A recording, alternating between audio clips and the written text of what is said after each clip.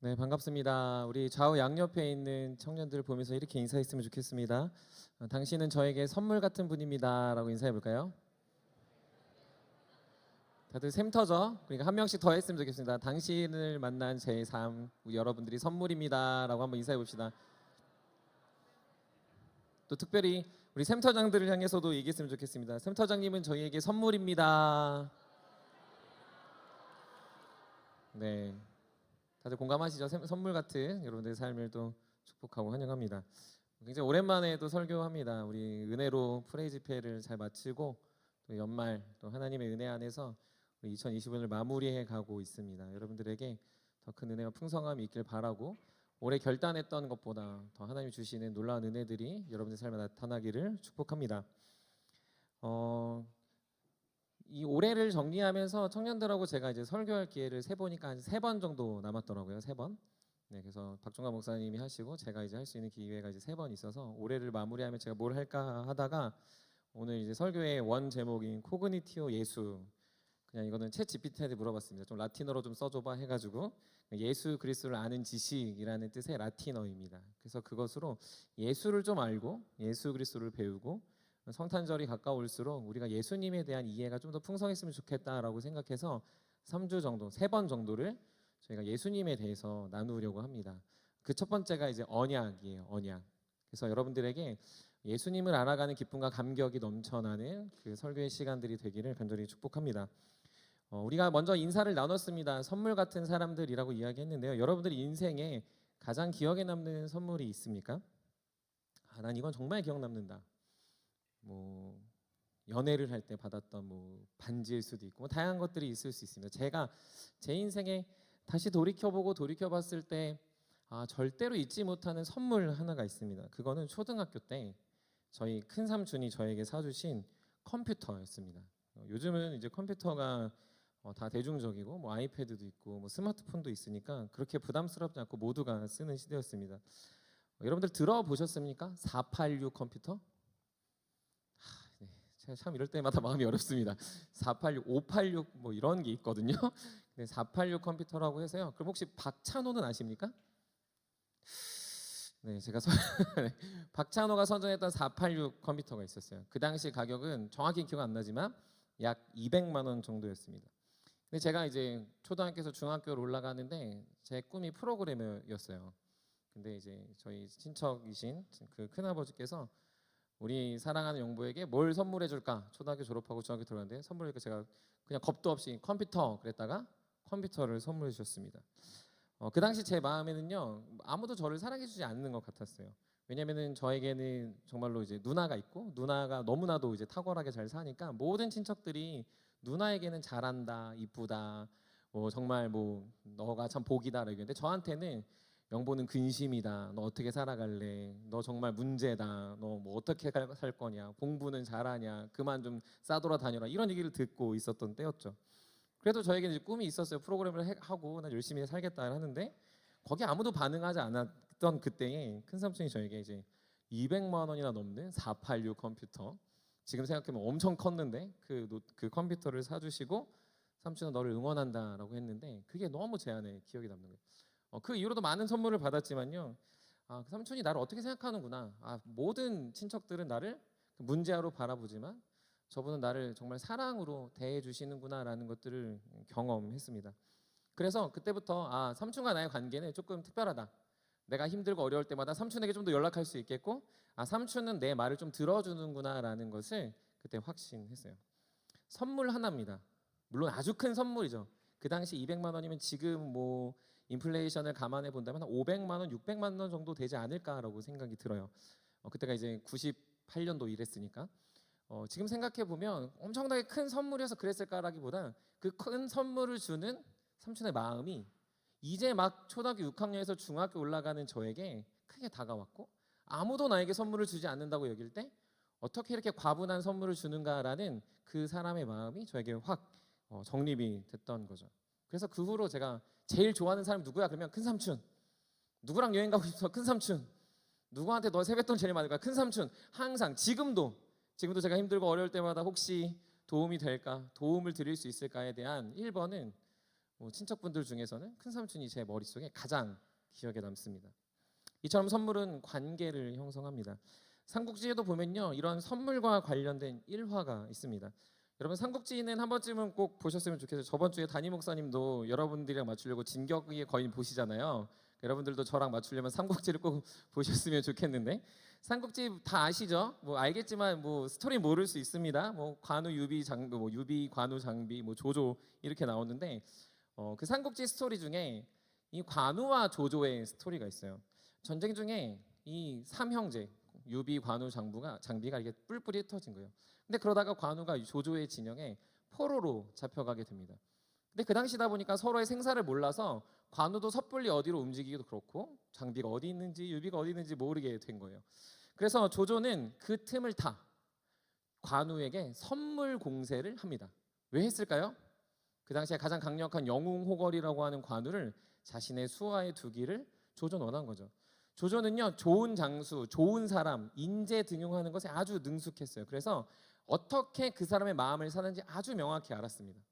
어떻게 했을까요? 그래서 계속 선물을 줘요.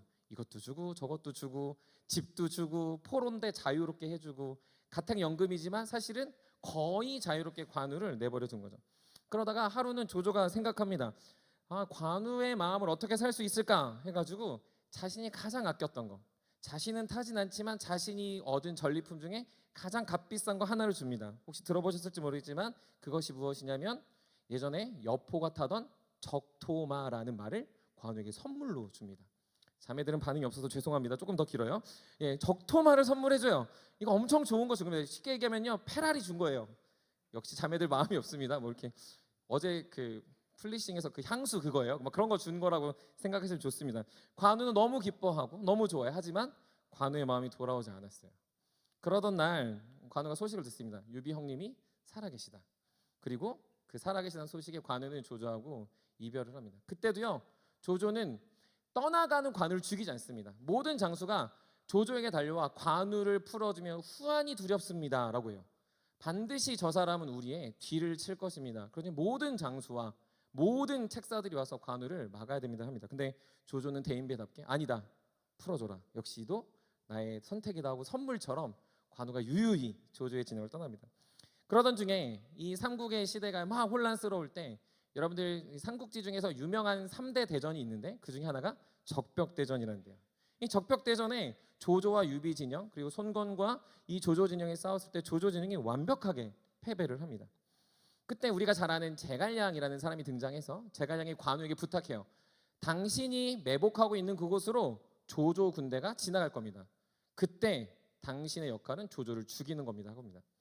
관우가 알겠다 하고 그것에서 매복해 있습니다. 아니나 다를까 패퇴를 거듭하던 조조는 자신들의 수하들을 데리고 만신창이가 되어 관우 앞에 등장을 합니다. 그리고 관우 앞에 목숨을 구걸하죠. 그때 관우는 어떻게 했을까요? 관우는 자신을 선대했던, 자신에게 선물을 주었던, 자신을 보내주었던 조조를 마치 자신도 그래야 되는 것처럼 내가 이 사람한테 은혜를 받은 것 때문에 그리고 마음이 누그러져 죽여야 되는 조조를 죽이지 않고 조조를 보내주게 됩니다. 관우는 생각했겠죠. 저 사람이 나한테 베푼 호의, 그 사람과 나의 관계, 그리고 내가 그 사람을 위해서 누렸던 평화들을 생각하며 지금은 몰골이 만신창이가 된 조조이지만 이 사람에게 내가 선의를 베풀어야겠다라고 생각하고 그 대전의 마무리를 그는 자신의 불복종으로 적벽대전이 끝나고 있습니다. 선물이에요, 선물.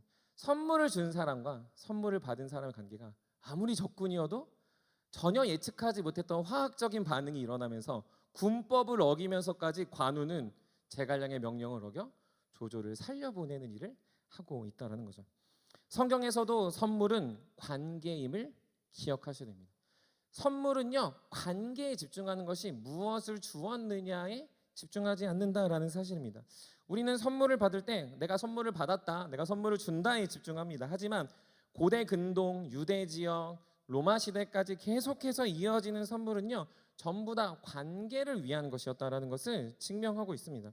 그래서 이 관계 안에서 선물은 주어졌고 관계가 없으면 선물은 절대로 전달되지 않았습니다. 심지어는 관계가 생기는 이 선물 때문에 선물을 주는 사람과 받는 사람이 자연스럽게 기뻐하고 반응하는 새로운 관계도 형성하기도 했다는 거죠. 그래서 이 선물은 주는 대상이 있습니다. 어떤 사람에게 주었을까요? 선물을 받을 만한 사람에게 주었다는 거죠. 조조는요 아무한테나 그러지 않았어요. 조조는요 아무한테나 뭔가를 주지 않았습니다. 큰 삼촌은요 저희 누나한테 노트북, 컴퓨터 주지 않았어요. 저한테만 주셨다는 거죠.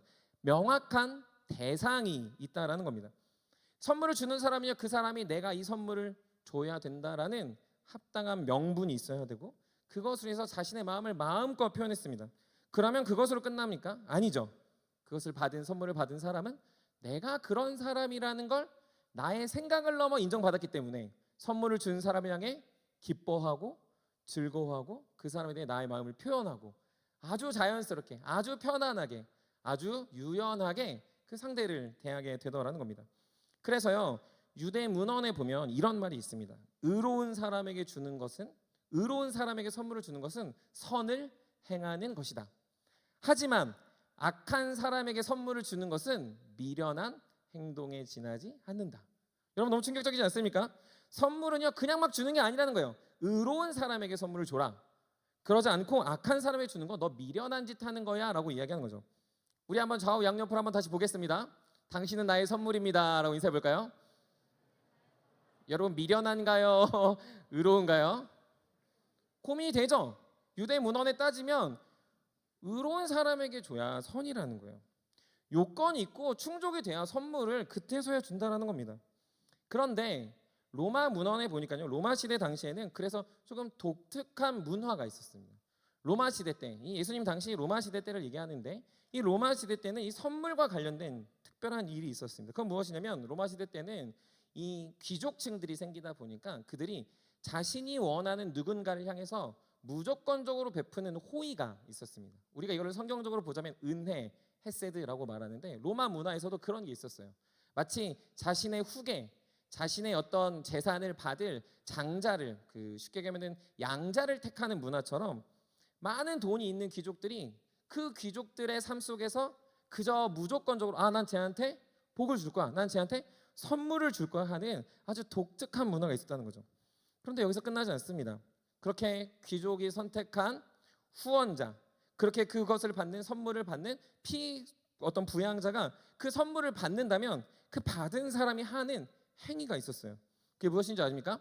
선물을 받은 그 다음 날, 반드시 그 다음 날 그 일찍 일어나 그 사람의 집 앞에 가서 그 사람에게 경배하고 그 사람과 악수하고 그 사람의 관계, 그 사람의 파티, 그 사람의 구성원이 되겠다라고 결단하는 문화가 있었다는 거죠.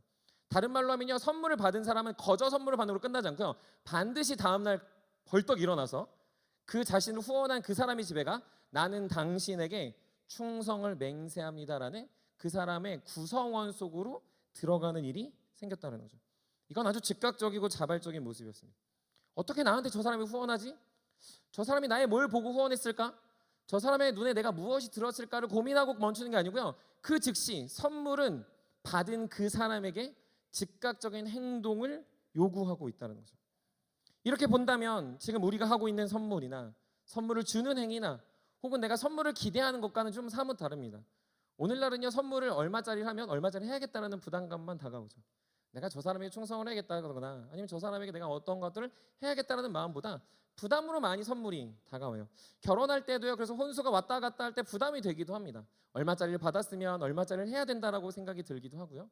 친구들끼리도 돈을 모아서 얼마짜리를 하면 또 몇 명을 모아서 얼마짜리 해야겠다라고 우리 마음에 부담감이 생기는 거죠.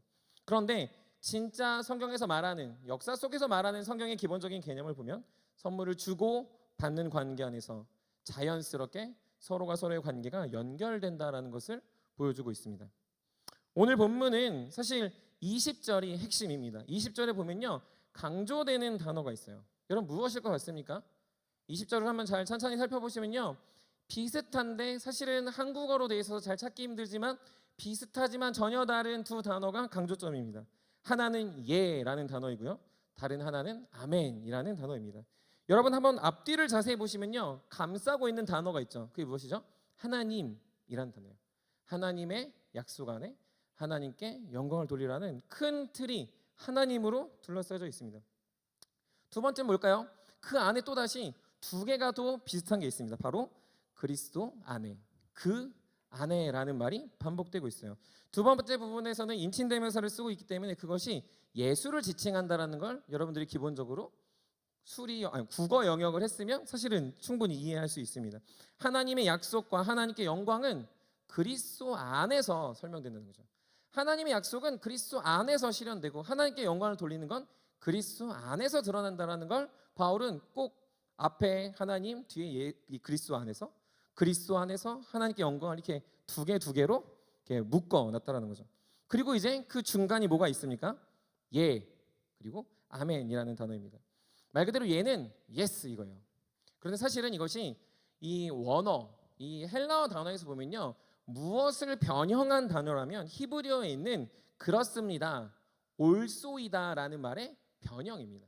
다시요, 예라고 말하는 건 그냥 다시 yes로 끝나는 게 아니라 조금 더 말을 붙여서 진실합니다, 올소이다, 그렇습니다라는 사실은 조금 더 붙여진 말이라는 거죠. 그런데 동일하게 아멘도 진실되다라는 뜻입니다. 그 말은 진실됐습니다. 그 말은 참입니다. 그 말은 정말로 우리가 믿을만 합니다라고 말하는 게 저와 여러분들이 지금 말하고 있는 아멘의 원래 의미라는 거죠. 그러니 이렇게 생각해 볼 수 있습니다. 하나님의 약속은 예수 그리스도 안에서 진실됩니다. 하나님의 영광은 예수 그리스도 안에서 옳습니다. 하나님의 약속은 예수 그리스도 안에서 반드시 진실되어 실행됩니다. 하나님의 영광은 예수 그리스도 안에서 그러해야 합니다라는 말을 바울은 마치 앞뒤로 연결해서 두 문장을 이어놓고 있다는 거죠. 여러분들, 이 말을 생생하게 이해하려면 사실은 우리가 한 가지의 사건을 기억하면 제일 좋습니다. 여러분들이 잘 아는 사건인데요, 그건 빌라도 앞에서 재판을 받으시는 예수님의 모습입니다. 예수님이요, 많은 군중들 앞에서 물어봅니다. 뭐라고 물어봤죠? 빌라도가 뭐라고 물어봤을까요? 바라바를 놓아주냐, 예수를 놓아주냐라고 물어봅니다. 우리 한번 말씀 한번 같이 보겠습니다. 마태복음 27장 17절 말씀 우리 한번 같이 읽도록 하겠습니다. 마태복음 27장 17절 같이 읽겠습니다. 시작.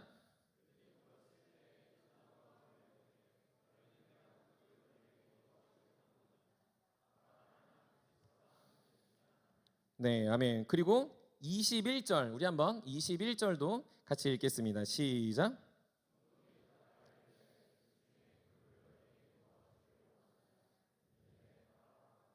아멘. 지금 빌라도는요 묻고 있어요. 그리고 대답을 요청했습니다. 바라바를 놓아주길 원하느냐, 예수를 놓아주길 원하느냐. 군중들은 뭐라고 말하죠? 그 대답에 바라바입니다라고 이야기하는 겁니다. 이건 마치요 뭐와 같냐면요, 그 CCC 하셨던 분들은 알겠지만 백문일답과 같습니다. 우리의 소망은 예수 그리스도, 우리의 힘은 예수 그리스도, 우리의 꿈은 예수 그리스도가 말하고, 질문하면요 답을 듣는 거예요. 질문의 답이 정해져 있고 그 답에 대한 답변으로 어떤 결과들이 계속 실행된다는 거죠. 여러분, 이렇게 묻는 거예요. 바울은요, 하나님의 약속은 무엇입니까? 예수 그리스도 안에서 진실됩니다. 하나님의 영광은 무엇입니까? 예수 그리스도 안에서 아멘입니다. 하나님의 약속은 무엇입니까? 예수 그리스도 안에서 진실됩니다. 하나님의 영광은 무엇입니까? 예수 그리스도 안에서 그렇게 해야만 합니다라는 질문을 듣기 위한 두 문장의 연결이라는 거죠. 사랑하는 세우매 여러분, 바울이 왜 이렇게까지 얘기할까요? 바울이 지금 얘기하고자 하는 핵심이 무엇인가요? 그것은 하나님이 우리에게 예수 그리스도를 주셨다라는 사실을 강조하기 위해서입니다. 하나님의 영광은 예수 그리스도를 주심으로 선명하게 그분이 우리에게 선물로 주신 예수 그리스도를 증명하고 있다는 거죠. 하나님은 예수 그리스도를 주시고 자신을 주신 것과 같은 마음으로 우리에게 계속해서 예수 그리스도를 강조하고 있는 거예요. 그런데 그 예수 그리스도를 주신 것을 끝이 아니라 그 선물 대신 예수 그리스도가 우리에게 뭐가 됩니까? 예, 아멘, 진실됩니다, 그러합니다, 옳은 일입니다. 그건 마땅히 그러해야 되죠. 마치 군중들이 바라바를 죽이라고 외치는 것처럼 하나님의 영광은 예수 그리스도입니다. 당연하죠. 하나님의 약속은 예수 그리스도입니다. 그러해야죠. 하나님이 우리에게 선물로 예수 그리스도를 주시는 건 무조건 그래야 합니다라고 말하는 대답을 바울은 기대하면서 쓴 거죠. 그러면 이제 우리가 질문을 해야 됩니다. 무슨 질문입니까? 여러분들은 그 선물에 합당하십니까? 여러분들은 선물 받을만 합니까? 여러분들은 진짜 선물 받을 만한 일을 하셨습니까? 여러분들은 누가 보더라도 그 선물의 대가에, 선물의 값어치에 어울리는 사람들입니까? 여러분들 스스로 대답해 보십시오. 거기에 예라고 할 수 있습니까? 그치, 난 선물 받을 만하지. 그치, 나는 선물 받을 것이 너무 당연하지. 그치, 나 같은 사람이 그 정도 선물은 받아야지라고 말하십니까? 아니, 왜?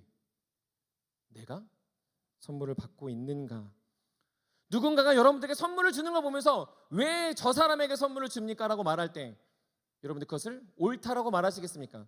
아니면 그것은 안 됩니다라고 말하시겠습니까? 내 옆에 있는 누군가한테 선물을 주는 하나님을 바라보며 여러분들은 그건 악하다고 말하시겠습니까? 그건 선합니다라고 말하시겠습니까? 여러분들을 생각해 보시라는 거예요. 더불어 우리가 지금 이 선물을 받고 있는 상황에서 그것이 진짜 선인지, 그것이 악인지, 그것이 미련한지를 여러분들 스스로에게 바울은 지금 질문하고 있다는 거예요. 여러분들, 우리는 예수 그리스도를 받을 만한 자격이 없다라는 사실이죠. 저와 여러분들은 예수 그리스도를 받는 것에 대해서 어느 누구 하나 맞습니다라고 외치는 건 너무너무 얼토당토하는 일이라는 거예요. 누가 여러분들이 예수 그리스도를 받았다는 사실을 듣는 그 사실은 안 됩니다라고 말하는 게 정상이지, 예, 아멘, 옳습니다, 그렇습니다, 지당한 말씀이다라고 말하는 건 어리석고 미련하다고 봐도 무방하다는 사실이죠. 그런데 하나님 어떻게 하십니까? 하나님의 약속은, 하나님의 영광은 그 역설에 있습니다. 받을 자격이 없는 우리에게, 무능한 우리에게, 무력한 우리에게, 절대로 예일 수 없는 우리에게, 절대로 진실하지 않은 우리에게, 절대로 그건 불가능한 우리에게 주어진 그것이, 바울은 뭘 요청하고 있습니까? 예, 그렇죠, 맞습니다, 그것이 정답입니다, 그것이 소망이고 그것이 반드시 이루어지는 주님의 뜻입니다라고 바로 우리에게 고백하게 하고 있다는 사실이죠. 사랑하는 세움 여러분, 하나님은 우리에게 최고의 선물, 최고의 분이신 예수 그리스도를 주셨습니다. 그분은 역설적이게도 우리에게 주셨다는 거예요. 저 여러분들에게 주어주셨다는 거죠. 그분이 우리에게 주어진 건 아니라고 말해야 돼요. 안 됩니다라고 말해야 돼요. 오지 마세요라고 말해야 돼요. 나는 받을 자격이 없습니다라고 말해야 돼요. 근데 바울은 뭘 요청합니까? 맞습니다, 예, 아멘입니다, 그분이 나에게 오는 건 당연하죠. 그분이 나에게 주어진 건 너무나도 합당합니다. 그것은 불의하다, 낭비하다, 필요없다, 어리석다고 말하는 수많은 사람들이 손가락질할지 몰라요. 야, 너 교회 다니는 거 맞냐? 너 예수 믿는 거 맞아? 너 그런 사람 아니잖아. 너 밖에서 욕한다며, 너 불의하게 산다며 말하는 우리를 향해서 세상은 손가락질한다고요. 거기서 우린 뭐라고 말해야 됩니까? 예수 그리스도는 예입니다, 예수 그리스도는 아멘입니다라고 역설적인 주님의 사랑을, 역설적인 하나님의 약속을 우리는 영광 올리게 된다는 사실이죠. 사랑하는 세움이 여러분, 신앙의 핵심, 신앙의 정수가 무엇일까요? 신앙생활이 뭘까요? 반대로 생각해 봅시다. 여러분들이 흔들리는 신앙의 이유는 무엇일까요? 여러분들이 혼란스럽고 온갖 잡동사니와 여러분들의 삶을 계속 휘두르는 이 세상의 수많은 소리 앞에서 여러분들이 신앙생활이라고 하는 그것이 어려운 이유는 무엇일까요? 예수를 잊었기 때문입니다.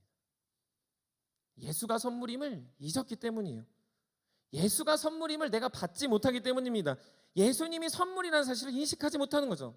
우리는 다 생각합니다. 난 받을 만해, 난 구원받을 만해, 난 자격이 있어, 그러니까 예지, 그러니까 아멘이지라고 우리는 생각해요. 우리는 착각한다는 거죠. 그래서 우리 안에 어려움이 있고 불편이 있고 공동체가 힘들고 우리의 삶이 꼬여버리면요, 어떻게 예야, 어떻게 아멘이야, 이것이 어떻게 가능해라고 말하면서 그분을 대적하기 바빴지, 그분 앞에서 우리의 무자격함과 우리의 무능함을 살펴보지 않는다는 거죠. 그래서 많은 사람들이 신앙생활을 너무 힘들어해요. 왜요? 나는 그러면 안 되니까, 나는 당연히 받을 만한데, 나는 복 받을 만한데, 내 인생은 펴져야 되는데, 내 인생은 화려해야 되는데 라는 생각이 내 안에 예로 작용하니까 그분이 예가 되지 않는, 그분의 은혜가 예가 되지 않는, 그분의 은혜와 사랑이 아멘이 되지 않는 어처구니 없는 일들을 우린 벌이고 있다는 사실이죠. 결혼하고 10년, 딱 만 10년이 지났습니다. 저는 아내와 아주 박터지게 싸웠습니다. 결혼은 행복한 겁니다. 네, 이렇게 얘기하면 또 여러분들이 결혼은 역시 혼자 살 거야 이러시면 안 돼요. 결혼은 저는 축복하고, 될 수 있으면 공동체에서 만나시고, 밖에서 만났으면 데리고 오시고, 예, 어쨌든 다 여러분들 교회로 오셔야 됩니다. 저 열심히 싸웠어요. 예, 이 결혼을 생각해 보면요, 참 제가 얼마나 부족한지를 늘 깨닫습니다. 제가 아내하고 결혼하면서 저는 충분히 결혼해서 잘할 수 있다. 나는 믿음도 있고 심지어 사역도 하니까 나처럼 이렇게 완벽하게 남자의 역할, 남편의 역할을 할 수 있는 사람 없을 거다라고 엄청나게 자만하게 생각했습니다. 그런데요, 싸우는 내용이요, 막 큰 게 아니에요. 막 우리의 인생의 걸음이 막 하나님 영광 올려드려야 되는데 지금 너의 인생의 걸음은 하나님 영광을 못 올려드리는데 이런 게 싸운 게 아니에요. 설거지했냐, 음식물 쓰레기 버렸냐, 이불은 왜 안 개냐, 뭐 화장실 청소 왜 안 하냐, 왜 뭐 이렇게 냄새는 나냐, 막 이렇게 아주 별 쓰잘데기 없는 걸로 싸우는 거예요. 그때마다 저는 늘 답변했고, 그럴 때마다 제 머릿속으로 생각했습니다. 아니, 다 큰 성인이 자기 일이 있고 자기 일 잘하고 아내 일이 있고 아내 일 잘하면 그 중간 어느 역할은 적당히 잘 도와가면 되는 거 아닌가? 여러분 그렇게 생각하지 않습니까? 남편이 남편 역할을 하고 아내 역할을 하고 그러다가 중간에 어느 역할을 하시면 되잖아요. 아무도 공감을 못해서 죄송합니다만 터치가 지저분하면 그 목사 역할이 있잖아요. 가서 청년들이 청소할 때도 있고 저도 청소할 때도 이렇게 그냥 유연하게 하면 된다고 생각했어요. 그래서 저도 아내한테 얘기했죠. 아니 난 나 일을 했다. 그럼 그걸 이렇게 하면 되는 거 아니냐. 나도 몇 번 했다. 너도 몇 번 해야 되는 거 아니냐. 여러분들 저를 되게 나쁜 놈을 취급하고 있는데 끝까지 들어보십시오. 그렇게 생각했어요. 지금 그렇다는 거 아니에요. 그렇게 생각했다고. 그렇게 생각해가지고 아내한테 막 얘기했습니다. 아내가 하는 얘기가 있습니다. 그게 왜 내 일이냐. 그러면 그거는 오빠 일이 아니고 내가 해야 되는 일이냐. 근데 그때 제가 퉁 맞은 거예요. 왜냐면 제가 결혼하고 남자 일과 여자 일이 달랐거든요. 아내가 뭘 해줘야 되냐면 요리도 해줘야 되고 빨래도 개줘야 되고 셔츠도 다려줘야 되고 뭐 교회 갈 때 안아도 줘야 되고 막 다양한 역할들이 있었어요. 진짜 더 쓰레기가 되는 것 같은데 막 그런 얘기를 했어요. 아내한테 얘기하니까 아내가요 막 기가 차는 거예요. 막 기가 차서 야 진짜 결혼을 잘못했다지 뭐 이혼을 하나지 뭐 이런 얘기를 하는 겁니다. 저도 얘기했습니다. 그래도 이건 해줄 수 있는 거 아니냐. 이거는 하고 내가 나머지 하겠다. 근데요 어느 순간 그 말을 하고 있는 제가 현타가 왔습니다. 어떤 현타인 줄 아세요? 나는 왜 이런 얘기를 사랑하는 아내한테 하고 있을까? 내가 사랑해서 결혼하고 결혼의 서약 앞에서 검은 머리가 팥불이 될 때까지 당신을 사랑하겠습니다. 당신의 손에 물 한 방울 묻히지 않겠습니다. 라는 아주 로맨틱한 말들. 저는 별을 따다 준다는 말은 안 했어요. 막 그런 말은 안 했지만 그래도 별 따다 주면 죽은 신유라도 해야겠다라고 생각하고 분명 결혼했는데 어느 순간 이 정도는 해야지. 야, 이건 해야 되는 거 아니야? 야 그래도 아내가 해주는 밥은 먹어야지. 그래도 남편이 셔츠를 입으면 셔츠는 좀 다뤄주는 거 아닌가라고 생각하는 게 어느 순간 아내를 제가 사랑하지 않는 사랑이 식어버린 제 모습을 발견하게 된 거죠. 물론 아내하고 친하게 지내고 아내하고 수많은 얘기들 했지만 그 결혼하며 살면서 아내가 나하고 결혼해 준 것이 엄청 감사하고 저는 결혼 못할 줄 알았거든요. 누가 전도사랑 결혼해줘요? 누가 나이 많은 사람 결혼해줘요? 제가 아내하고 6살 차이 나거든요. 그래서 누가 나랑 결혼해줄까 막 이렇게 극심히 우울해지려고 하는 그 찰나에 아내가 저를 건져줘서 결혼해주고 사랑해줘서 감사한 것도 감지덕지인데 어느 순간 제가 그것을 아무짝에 쓸모없는 것으로 대하고 있는 저를 바라보면서 제 마음이 삐뚤어졌구나 생각했습니다. 그래서 그때부터 다시 생각했어요. 마치 아내가 나랑 살아주는 것도 고맙지. 아내가 아무것도 안 하고 내가 설거지해도 괜찮지. 그치 아내의 손에 물이 안 묻히는 게 정상이지. 셔츠는 뭐야 그냥 셔츠는 내가 다려 입고 빨래는 내가 다 하고 이런 마음으로 살아야겠다라고 지금도 늘 결단합니다. 지금도 결단하고요. 늘 또 내 눈을 씻고 그래요. 아내가 선물이라는 걸 생각하니까요. 그 정도 할 수 있는 거죠. 요즘 제가 요리에 능숙해졌어요. 요리를 열심히 합니다. 그래서 도겸이가 가끔 그래요. 아빠 밥 해줘. 아내랑 둘이 있었어요. 도겸이가 전화 와서 뭐라고 그래요? 아빠 우리 밥 뭐 먹어? 그래서 제가 뭐라고 했는 줄 알아요? 엄마 있잖아. 엄마는 밥 못해.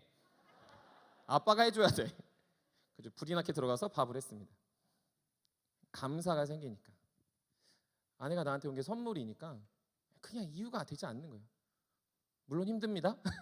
물론 요리하고 하는 것도 힘들어요. 아내가 하는 건 더 힘들어요. 쓰레기 버리는 것도 힘들어요. 근데요 감사가 되니까요 하게 되더라는 거죠. 사랑하는 세우미 여러분, 뭘 얘기하는 겁니까? 예수 그리스도가 여러분들에게 정말 귀한 선물로 여겨지고 있습니까? 신앙생활하는 게 어느 순간 예수님이 나한테 시키는 것 같습니까? 여러분 그러면 요구하는 거예요. 제가 아내한테 요구하는 거예요. 여러분들 눈빛 봤습니다. 목사님 속에 쓰레기 같았어? 이렇게 얘기하는 거 다 눈빛 봤어요. 여러분들이 예수님한테 그러고 있는 거예요. 어떻게 나한테 이럴 수 있어? 예배 드리라고? 돈 내라고? 헌신하라고? 참 기가 차다. 그렇게 신앙생활은 안 된다는 거죠. 하나님은 우리가 자격 있어 주신 분이 아니에요. 하나님 우리가 무언가를 받을 만해 주신 게 아니라는 거죠. 하나님은 우리를 거저 사랑해 주셔서 그분의 독생자 예수 그리스도를 주셔서 그것이 진실되다, 그것이 합당하다, 반드시 그러야 된다라고 말하시며 우리에게 계속해서 그분을 선물로 가르쳐 주시는 분이라는 사실을 꼭 기억하십시오. 그렇게 살아가는 것이 신앙생활입니다. 그렇게 그분만을 사랑하며 살아가는 게 신앙의 모습이라는 거죠. 그래서 마지막으로 우리는 어떻게 살아가야 합니까? 여러분들 이렇게 어렵죠? 막 이렇게 얘기하면요, 우리가 그래요. 저도 청년 때 있었고 저도 이제 설교를 하면서 여러분들 이걸 어떻게 정리해 줄까? 예수님 얘기하면요, 마지막에 정리가 막 어려워서 저도 이 마지막 부분에서 고민했거든요. 근데 제 하나님이 은혜를 주셨어요. 이거는 성령의 말씀이다라고 저는 확신합니다. 기대해 보세요. 여러분들 어떻게 살아야 될까요? 어떻게 살지? 어떻게 살지? 고민되죠? 답이 있습니다. 올해 키워드가 뭔지 아십니까? 키워드, 이 청년부의 키워드. 신 목사가 많이 말했던 키워드 뭔지 아세요? 폭삭 소가수다. 여러분 거기에 관식이 아시죠? 여러분 꼭 기억하십시오. 관식이처럼 살면 됩니다. 여러분들 좌우 영옆에 있는 사람 보면서 이렇게 인사하십시오. 관식이처럼 삽시다라고 인사해 봅시다. 예수님 사랑하며 사는 거 어떻게 산다고요? 한 번 더 인사해 봅시다. 관식이처럼 살아라라고 얘기하세요. 한 명 더 인사해 봅시다. 관식이가 정답이다라고 얘기하십시오. 가스라이팅이면서 가스라이팅 아닙니다. 이거 왜 그런 줄 아세요? 예수님 사랑하며 사는 건요, 관식이처럼 사는 거예요. 여러분들 궁금하면 폭삭 소가수도 오늘 가서 정주행하십시오. 꼭 읽으세요. 이건 읽으세요. 보세요. 이거는 담임 목사님이 진격거 본 거랑 비슷한 맥락이에요. 꼭 보세요. 너무 합당한 거죠. 관식이가요, 애순이를 위해 살아요.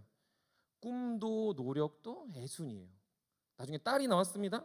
금명이만을 바라보며 살아요. 여러분 여기서 질문이 있어요. 관식이는 어떻게 살았을까요? 기억이 안 나요. 관식이가 어떻게 살았을까요? 기억이 안 나요. 관식이의 꿈이 뭔지 기억이 안 나요. 관식이의 꿈은 애순이와 금명이의 행복이었습니다.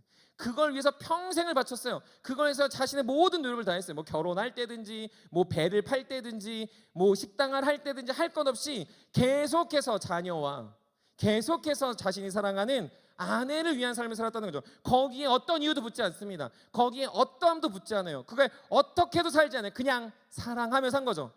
그러면 거기에 답이 있습니다. 그의 평범한 삶에, 그의 평범한 삶의 선택에, 사랑의 선택에는 이유가 붙지 않아요. 그냥 사랑해서 한 거니까. 그의 삶을 누가 손가락질하잖아요. 저 사람이 그를 사랑하고 있구나라는 게 너무 자연스럽게 드러나는 거죠. 그렇게 사는 것이 신앙이라는 거예요. 여러분 예수님 믿고 어떻게 살아야 됩니까? 목사님 어떻게 살아야 돼? 묻지 마세요. 여러분들 너무 당연해요. 사랑하며 사는 삶은요, 그냥 사라지는 거예요. 그냥 드러나는 거죠. 너의 꿈이 뭐야라고 안 물어도 돼요. 그분이 영광 받으면, 그분이 은혜 받으면, 그분이 홀로 드러나면 나를 통해서 하나님이 드러나고, 나를 통해서 다른 사람이 하나님을 만나고, 나를 통해서 다른 누군가가 복음을 체험한다면 그것이 나의 기쁨이고 나의 자랑이 되는 관식이처의 삶, 간식이처럼의 삶이 우리 안에 일어나게 되더라는 거죠. 사랑하는 세우미 여러분, 그러니 예수 그리스도의 선물 되심을 기억하며 대단하게 살려고, 능력 있게 살려고, 내가 무슨 꿈을 꾸려고 살지 마십시오. 그분만 사랑하며 여러분들의 삶에 지속적인 그분의 사랑의 모습이 드러나길 주님의 이름으로 간절히 축복합니다. 그분을 기뻐하십시오. 그분을 즐거워하세요. 그분께 사랑을 표현하는 걸 여러분 즐기세요. 우리가 이걸 성경적으로 누린다라고 얘기합니다. 그분을 계속 기뻐하세요. 찬양함이 기쁨이고 기도함이 자랑이고 그분 앞에 나와 교제하는 게 너무 행복한 거죠. 그분 앞에 무언가를 내가 드리는 게 아까운 게 아니죠. 관식이는요, 배도 팔아요. 자신의 인생도 걸어요. 나중에 그 금명이 동생이 있잖아요. 그 남자 동생을 위해서도 돌아다니면서 아들을 위해 살아요. 부끄럽지 않은 거예요. 왜요? 사랑하니까. 여러분들도 그렇게 사는 겁니다. 주님 보고 싶어서, 주님 나라 가고 싶어서, 그분이 날 좀 더 사랑했으면 좋겠어서, 그분이 날 사랑하는 것에 조금이라도 사랑을 표현하고 싶어서 사는 거죠. 누가 손가락질할 수 있어요? 너 왜 그렇게 살아? 너 그 정답이야라고 말했어요. 그때 말하는 게 뭡니까?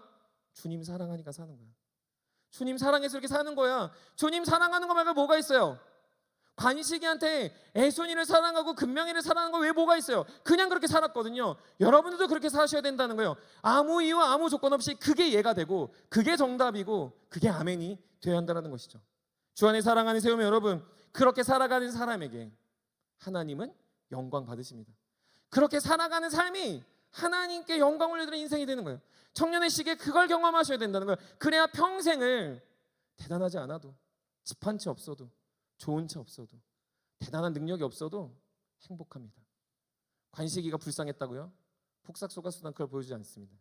폭삭소가수는요, 한 아버지의 지극정성의 사랑이 가정을 얼마나 화목하게 했는가. 이렇게 말하니까 갑자기 성경 같죠? 꼭 보십시오. 그분을 사랑하며 사는 삶, 우리 안에 드러나는 복음의 역사가 그 안에 있다는 사실이죠. 예수 그리스도를 기억하며 사십시오. 그분을 기억하세요. 그분이 나한테 선물로 온 것이 아멘이라는 이 역사를 기억하십시오. 그럴 때 그분만 사랑하고 그분만을 높일 수 있습니다.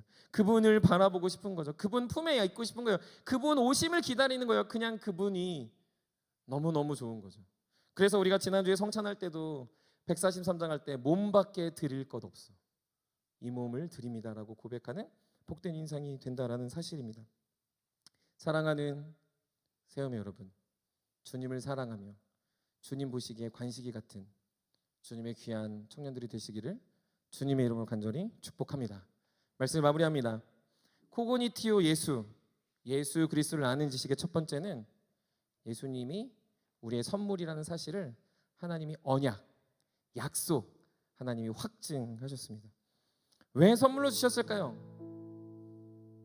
그분은요, 그분의 모든 힘을 다해서 그분 스스로 하고 약속하셨습니다.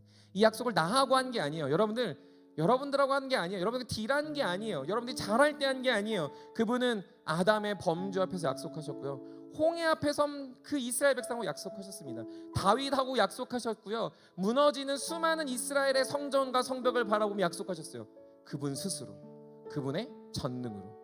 전능이란 뜻을 다양하게 정의할 수 있겠지만 전능이란 뜻을 하나로 정의한다면요, 그분이 하고 싶은 일을 마땅히 하시는 것, 그분이 하고자 하는 일을 반드시 이루시는 것을 전능이라고 정의할 수 있습니다. 그분이 하고 싶은 것, 그분이 하시려는 일이 무엇입니까?